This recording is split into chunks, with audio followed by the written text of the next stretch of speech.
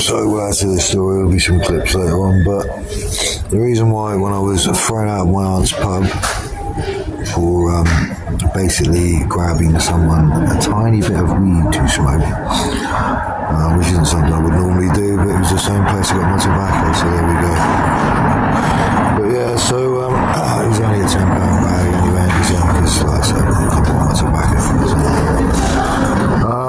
I decided I needed to get a bed sit or something, some sort of housing, to make sure that I could then turn around and still chase this case without bringing this Sarah Jane or our children. Now, once again, I reported it to various people, various governing bodies, various MPs, and various other bodies, and the Cornish police, etc., and all the rest of it. And Scott Mann, the MP for Cornwall, tried to hurry things along. I had a chat with Hampshire Constabulary, who then sent me an email saying they had potential to arrest an offender. But the funny bit was they didn't actually do it. They didn't do their job in any way, shape or form. I made sure I carried on building my channel, got myself onto qualification again, qualified very quickly, very well, built a brand, built a trademark, got my samples made, etc., all the rest of it, the right fella, and then carried on until I ended up with divorce papers that were never delivered to me and threats of losing my phone on if I didn't pass on my actual bank details, which would be alright, although my bank had already been hacked into and the voice actual recognition software wasn't working when I contacted the bank regularly. I was told I was definitely a victim of domestic abuse, etc., and economic abuse, but that didn't really bother me because it was all about getting this and the truth to Sarah Jane, and the truth that our life was listened to and pulled apart from day one into Tintagel Close. But apparently she was too busy being, well, from what I was told by other people's opinion, coerced, controlled by a toxic environment, including adult social services I spoke to, and domestic abuse charity, that she was around toxic people and they were bullying her and controlling and coercing her life. Obviously I contested the divorce and put down a very honest and straightforward statement. The best part about it was I came back to try and give Sarah Jane the evidence. It seems to involve various people who seem to think they're a bit clever about the law or playing with technology, but you're really not. You're so far outdated as to what's actually done in the country to deal with things like this, and you're still acting as if it's some sort of magical way to keep me and my children and my, well, now ex-wife apart. I wasn't told about the divorce properly, I wasn't informed, so I went to family court. I wonder what occurred at family court, Sarah Jane. I wonder how many people knew what was going on in family court that weren't in the room. Now that's a bit of an interesting statement. Now, am I making up? I guarantee it can be proven I'm not, categorically. So that'll be an interesting moment, won't it, Sarah Jane? So then obviously I came back to try and speak to you, but then spent Christmas in the underpass, barely ever so week, and spent, well, what? I don't know, till the 9th or 10th of January outside, and then was basically, well, swept, I suppose. Moved to Amesbury, where the hacking continued on MOD ground and was witnessed repeatedly. Then moved to Southampton, and the same thing again. In fact, I've had 13 separate Travelodge accounts hacked into, which is interesting, including one where I was supposed to be speaking to social services to make a complaint against a social services worker who basically pulled apart our life and tried to say that you having my GDPR breached was legal because it was parental consent to go into my emails, the ones that were logged with various other people, and emails I never used again, until I went to Amesbury and suddenly out of nowhere someone changed my medical email to the one that you used.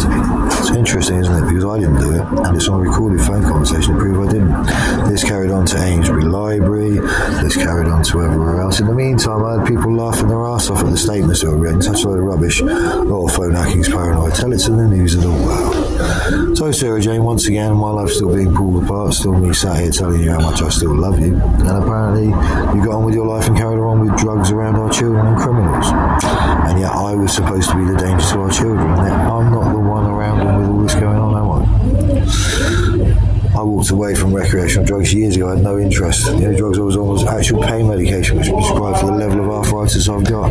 But to be honest with you, they didn't really work. I didn't really feel like I wanted to be on those sorts of things. I thought I'd find a different way. And I did. I trained really, really heavy, as I was recommended to, like an old tradesman. When you stop working, you get all crippled and old and sort of can barely move. Being that I'm only 44 at the moment, which is an interesting point. People keep seem to forget. And the bank turned around and said, yeah, Chris, you're 44. I know I am. But there we go, it's really improved.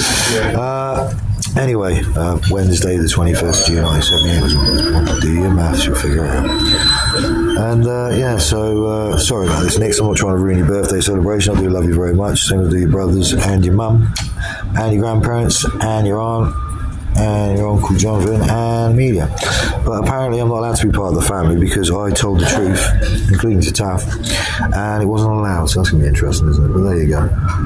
So I'm still having an absolute impossible time with all the hacking going on, which has been witnessed repeatedly. I've been stalked on Facebook with people categorically saying what's gone on for the last 2 years of my life, including when I was in Cornwall, which is funny because I haven't told anyone easily about it. Yeah, so all these people that sit there and say, well, it's this, it's that, it's this, it's that. No, it isn't. It's your ignorance. Do your Googling, check the YouTube page, check the Facebook, check it all, you'll see.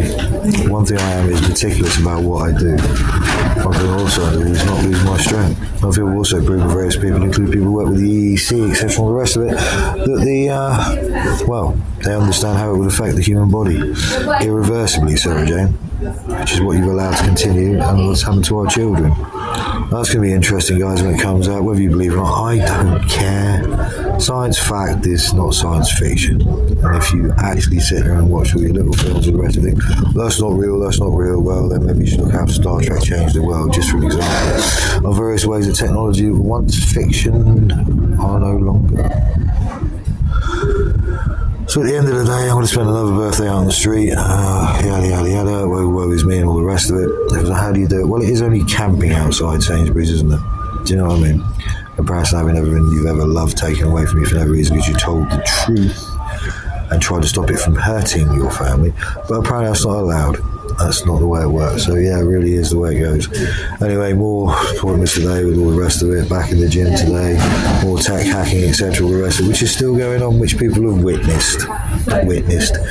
People with actual qualifications. People are actually in positions of professional qualifications, which means in court, their actual words will have meaning. Unlike certain statements that say I'm supposed to be some sort of child abuser, wife beater, sexual assaulter, and all the rest of the crap, which is the biggest load of rubbish I've ever heard from in my life. And to be honest with you, I'd rather wipe my ass with the statements than publish them. But no, they've got to be published, so I will. So yeah, we'll see how this goes, and it will carry on. So there you go, next snippet. There's a lot more to go into, but if you watch the channel and watch how certain things change on the channel with strength and how I look, etc., despite eating, and despite still taking my TRT regularly, sometimes having to take more than my actual TRT dose just to maintain weight, and it's not because I'm not eating. Anyway, guys, I will speak to you later. I love you, Sarah Jane. Love you, Nick. Love you, Mikey. Love you, Ryan. Really, Sedge, really, this is what you become. On our daughter's 18th birthday, this should be the one day in your life where you take your head out of the sand, take off your rose-coloured glasses, and actually do something that's not selfish.